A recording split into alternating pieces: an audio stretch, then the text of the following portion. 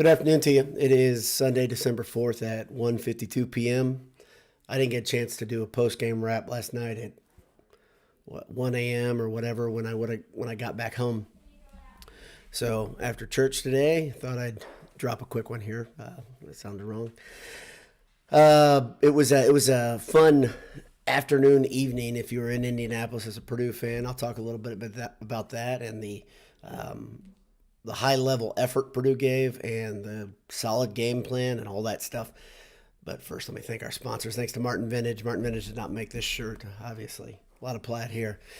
But Martin Vintage makes some damn good T-shirts, and they have Purdue graphics on them, and they're a Purdue family. Head over to Martin Vintage, enter Boiled at checkout, get 15% off. And when you're on campus, if you're going to this afternoon's game, you better get up there. It's getting close. I get not really, but if you're going to the game, if you're going to be on campus, head over to AJ's on Vine, and grab a pint, grab a burger, grab some beer, a pint, burger, beer, beef, Italian beef, burgers, beef, beer, AJ's, and over eataj's.com if you want to order ahead.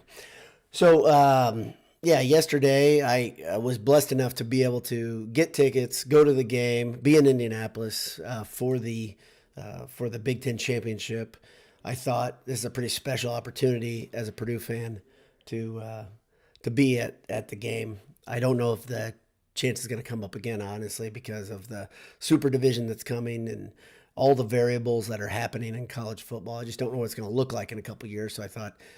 Good chance to do that. My son and I went down to Indy. We met my brother and his son. And, we don't live far away, but I don't get in Indy as much as I used to. No, I grew up there. And the atmosphere was fun. It was. You probably read this on Twitter, read this on Facebook. There were tons of Michigan fans in downtown Indy. Decidedly pulled towards the maize and blue. But it was good to be there as a Purdue fan. I heard some people complaining both on Knucklehead Board and on Twitter and elsewhere that Purdue didn't do their job. Here's the thing. I don't like that sort of complaint because there were still tens of thousands of Purdue fans there, and you can only control what you can do. So I was there, and things happen for people, and they don't come. And around Christmas time, things are pretty expensive, especially 170, 200, 250 a pop for tickets, which they were. And if you're anything like me, you came into the game, and you guys know this. If you're watching this, you probably watched some of my pregame thoughts. But if you're like me, you thought Michigan's a better team, and Purdue's going to really struggle to win, if not really compete. The great news is they competed. They fought for a half. They had a good game plan. We saw Jeff Brom's gadget plays back. They had a fake flea flicker that put, say that a couple times fast, put Michigan on their heels and got Maccabee some yards, which was hard for Purdue to run all day. Very difficult. They had a fake punt with Payne Durham chewing up a chunk of yards, barely getting the first down, but getting the first down. Jeff Brom had a good offensive game plan. Purdue's defense was doing what it could, but it was so obvious. It was so obvious how Michigan was just better at almost every position on the field. Their athletes are fast. The players are strong. They were well coached. They did not take Purdue lightly. Purdue was fighting to stay in the game, to stay ahead of them. Well, they couldn't stay ahead of them. They never were ahead of them, right? They're down 7-0. Then they tied it. Then they got down 14-7. And then they got two more field goals, if I remember correctly. Great day for Finneran. Speaking of field goals, 5 field goals. His confidence is back. Could be because he was indoors. Who knows? But great effort by Mitchell Finneran. Nice to see him getting back into playing the way he did last season. And also, Aiden O'Connell played. He gave us glimpses of what we saw last season. The way he ended the season, the last 6 games for O'Connell. This was reminiscent of it because in the first half, O'Connell completed 89% of his passes. An eye-popping number versus a defense like that. It seemed like Michigan was taking away a couple things from the jump. Their athletic linebackers, no surprise, they were all over Durham, keeping him out of the pass game. O'Connell took what was given to him. Marshawn Rice got involved very, very early, which was great to see. Sheffield had a big catch or two. And, of course, Charlie Jones just continues to do what he did all season, catching the ball in traffic with very, very good defenders. But at the first half quickly swung away from the Boilers. In the second half, there was a big play where I think it was Michigan's Edwards bounced the ball outside, a run outside, and he was off to the races. I think Reese missed the tackle, if I'm remembering correctly, coming up on run support. And Michigan got about 65 yards on that single run. Trice came over and looked like he had bad intentions and was going to give Edwards the business, and Edwards stepped out of bounds, which I was like, man, I'll tell you what, with all that full head of steam, you'd think maybe he could have dragged it down to inside the 10, but I think he probably thought, and somebody's coached him, live to fight another day and step out of bounds, and sure enough, Michigan scored, I think, 2 plays later. Big plays killed Purdue, and a couple key plays were really pivotal. That was a big one, of course. The O'Connell's interception was pretty big, and up to that point, O'Connell played such a brilliant game. He really stared down, I think it was Sheffield on that play. Either Sheffield or Jones, can't remember. But he stared him down. The Michigan cornerback was all over it, and he jumped on it. There was another thing that I saw was important was in a key stanza of the game. See, Michigan, if you've watched them the rest of the season, which probably most of you have, they have an amazing ability to just pulverize teams in the fourth quarter. And the third quarter, they started pretty well, and they exerted themselves and flexed their muscles on Purdue. But there was a key period, a key stanza in that third quarter where Purdue couldn't move the ball. It was very early. Purdue couldn't move the ball on offense, had to punt. Michigan roughed Ansel, absolutely roughed him because he was hit by a shoulder pad, helmet, and arm in his hip and midsection, which is a tackle. The play was away. He bobbled the snap, which hurt, but the Michigan player probably thought he was going to block it cleanly, and he didn't, and so he roughed him. Instead, the ref called running into the kicker. If that's running into the kicker, get rid of roughing altogether, because that was a bullcrap call. Shortly after, I think O'Connell threw one of his 2 interceptions. But on that one, it really wasn't his fault as much as it was the Michigan player climbing over the back of Bell, kind of swimming, pulling him underneath, getting over the top and making the play. The game is decidedly easier when the rule of law isn't there and there are no rules. And Michigan doesn't need that help. I want you guys to understand. Michigan's good enough. They don't need any of that. And they got some help in a key part of the game. It felt like Purdue was doing everything they could to hold back the Michigan run or the Michigan kind of the tsunami that was coming. But they didn't need help, and they got some help. And then the final one that got me, that really frustrated me, maybe more than the others, was when I think O'Connell was sacked. The Michigan defensive end, I believe, or linebacker, because he was a lean guy, stayed on top of O'Connell with his hands, drove his hands into what looked like I was in that end of the end zone in the seats, put his hands and drove O'Connell and got face mask to face mask and was yelling at him, jawing at him, talking to him, whatever. And Purdue's offensive lineman, I can't remember who it was, came over and shoved the Michigan player off. Some of you Purdue fans tried to put down or say that Purdue offensive lineman's out of control, out of line, whatever. I want you to think about something. If you didn't see my Twitter exchange, and Kyle Charters was on there too, correctly saying they were doing, the lineman did the right thing. The offensive lineman's job is to protect the quarterback during the game, in between the whistles, and outside those whistles as well, I believe. That instills confidence as a team. It says, hey, we're in this thing together. And on top of that, the week that O'Connell was coming off of, they probably said, don't mess with our guy. This isn't right. And he defended him. It was the right thing for that Purdue offensive lineman. Darn it, I don't know if it was Musa or Bo or who it was, but whoever did that, and the reason I haven't gone back and watched tape. I haven't watched any post game because I was just kind of wound up and didn't get a chance to do it last night and really didn't feel like doing it. I'll probably watch it this week sometime. But that was the right thing to do. An offensive lineman's supposed to protect his quarterback, especially a guy like O'Connell, who is a leader of the team, who's gone through one of the worst weeks possible. He did the right thing. But that was a pivotal call because the officials they were hell-bent at that point in just making sure that Purdue wasn't going to get any edge. And Purdue was already behind the 8 ball just because Michigan's so good. Sure enough, after those shifts, Michigan had built a 2-touchdown lead, maybe a 3-touchdown lead at that point. And it was either 2 touchdowns or 17 points. The spread was 17. Purdue got one more touchdown. Michigan scored again. And the game was over. Michigan did what they do. They are very, very good, very well coached. The better team won yesterday. Make no bones about it. They are talented. They are well coached. They are fast. They are strong. They are a national title contender that's legit, and they don't have Urban Meyer at coach to take Purdue lightly. Harbaugh does not take Purdue lightly ever. Every time they've played a Michigan team, I think that's the second time. The other time they looked the part in that game too. So Purdue loses the game and drops to 8-5 on the season, which is weird because now they're going to have probably a pretty good bowl opponent. Looks like it'll be LSU, according to most of the media, who's just guessing how things will fall. But I the better the opponent, the better it is for Purdue's program. You hope they get a good opponent, and I hope as many of these guys stay and play the game and don't opt out, just because I think there are a lot of guys that could benefit from another big stage game, and Purdue coming away with a victory, and one of those guys playing a key role, a guy like Corey Trice, for instance, who physically, man, he looks the part, and he's got he'll do well in the combine because he's strong and he's fast, but on field this year, there isn't a ton of tape of him really having big success. And another month for him to get healthy and then to make some plays, maybe come up with a key interception would be a big deal. Jalen Graham, another guy who at the combine, at the pro day, will look great because he's fast and he's strong and he's got good size, good arm length, that sort of thing. But he could benefit from another big game too, because he had some games this year where he didn't look like the same guy because of his injury he was dealing with.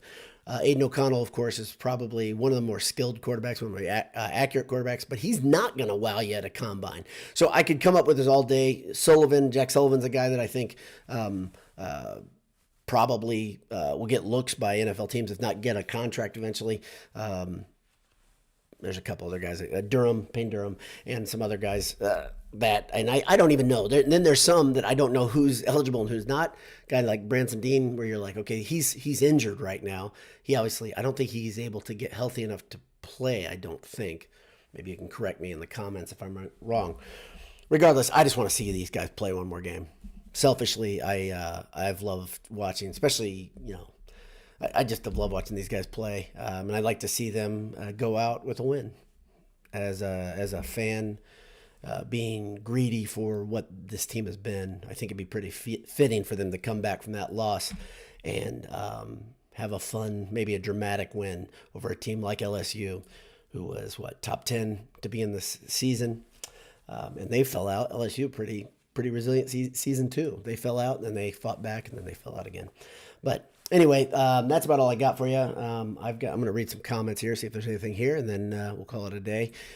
Programming note, I have some work travel and some things that are going to be in my way. I don't know how much I'm going to be able to do post games for basketball this week. So if you tune in, it might be a little bit different quality because it may be via my phone. It could be hotel Wi-Fi and a different computer, my work computer. I don't know. But I just wanted to give you a heads up, and I do appreciate everyone who's been tuning in and coming here for their kind of post-game rally points, a place where we all get together and talk a little bit about this. Do appreciate that. That's been a lot of fun the last couple of weeks, and it's nice to see that the number's up. If you haven't subscribed, please do. If you haven't hit the bell, please do, because that's how I generally don't know when I'm going to record, and if you've got the bell, then I'll probably tell you. So let's look at this. Gatlinburg Bear says, something I noticed last night being at Lucas with Purdue fans was that the pure joy and no doom cloud hanging over them when the game changed early in the third quarter. Gotta love the effort. I agree. Felt pretty nice in the place, and you're probably like me. I think we're all this way. I know there's Chris Harder. He's on here too. Came into the game thinking Purdue's probably not going to win this game. They're probably not going to come. The odds, literal odds, the Vegas odds were against Purdue, and so were the kind of the feel of the game. And it didn't feel horrible when it turned. It just felt kind of like here it comes. So kind of lousy. Chris Harder says. Okay, we were up 10-7 for a few minutes. Thank you, sir. So we're up 10-7, and then Michigan got 14, and then Purdue got another field goal in the half. It ended 14-13. Thanks for that. I got to tell you, when I'm at a game, I don't know if any of you guys have this. When I'm at a game, sometimes my perspective is way different than when I watch. And I don't know why. It's something about getting up in the emotional part of it, because I'm a pretty emotional person. There's a woman next to me. I'm sure she didn't enjoy that. But especially on that flag where O'Connell was getting driven into the ground, I get just red hot at this stuff, white hot. I get so angry. Stuff like that happens. I feel like I probably take it way too personally. Of course I take it way too personally.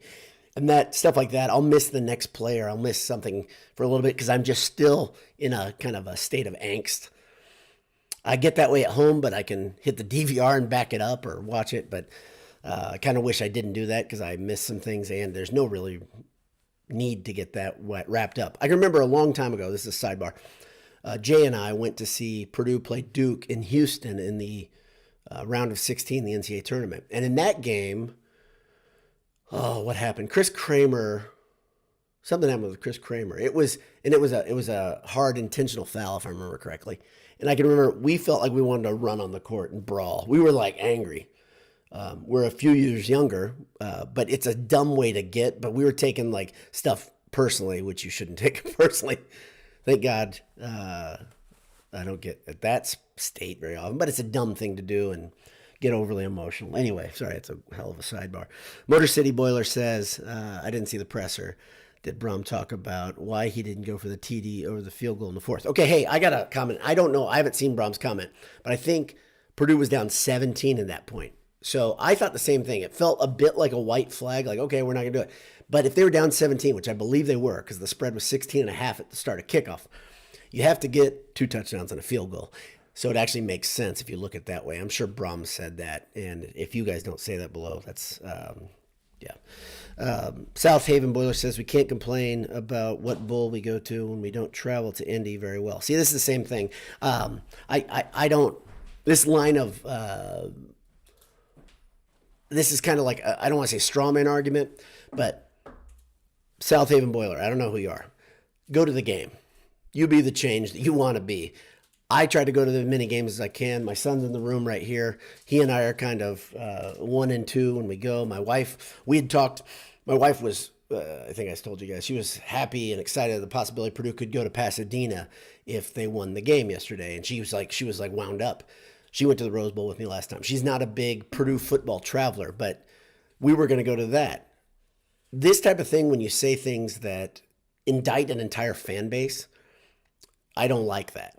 Sorry, I don't like it. Because the people that are there, when you go to these games, they are diehards. It was great before the game. If you were in certain places, we were in Bullseye, had such a good time in Bullseye that got to hang around with a bunch of ex-Purdue football players, some ex-Michigan football players, great atmosphere. But people were excited. There were more Michigan fans there. There were.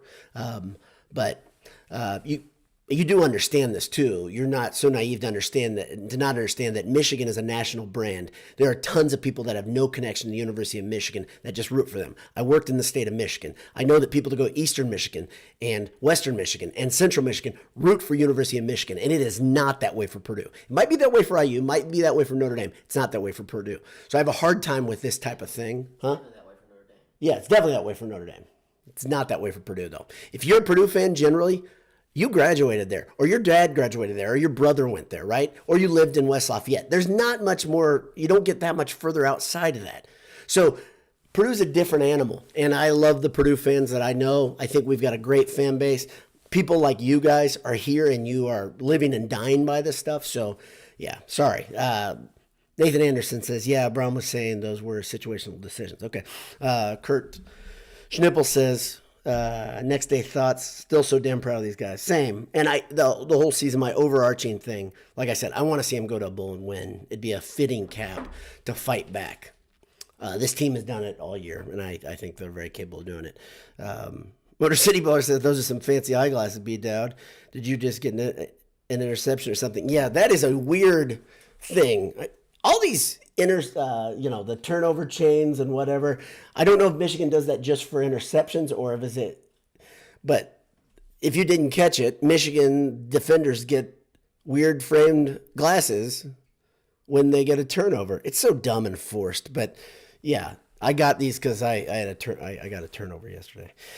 Chris Harder, my buddy, again says, how about those Indiana Boilermakers? The band on George Street kept saying we were the Indiana Boilermakers. Yeah, Yeah, the Georgia Street MC was tough to swallow for me. I don't think he had any connection to either school. When I went by, it was a British guy, right? And he was talking about soccer and making some weird parallels. And uh, at that point, we were downtown at 2:30, I think 2:40, something like that, and it was jam packed with Michigan fans, and it makes a lot of sense, right? If they spent the night, they're going to come in downtown, just hang out, and enjoy the atmosphere. Even if you're not even going to the game, you're going to do that. At that point, there were hardly any Purdue fans around, but I did get to meet a couple of people that listen to BS, watch BS. Appreciate you guys. That was awesome. Going into the Fan Fest, excellent. Always good to talk to you guys. Put a face with a name when I have known you for years, literally virtually. That's tons of fun, and that's what these things are about. Like the time that you spend together with people that you get to catch up with, the reunion feel. I got to see a couple of my friends from college. They're actually really good friends of my younger brother. And sorry, my son is taking a picture for, I don't know if it's for Snapchat or what it is. But I got to see a couple people I haven't seen in a little while, in a couple months, and they've gone through some crap, right? So catching up with them, giving them a hug, and having a bit of reunion, that's stuff that matters. Sorry, damn it. Anyway, dang.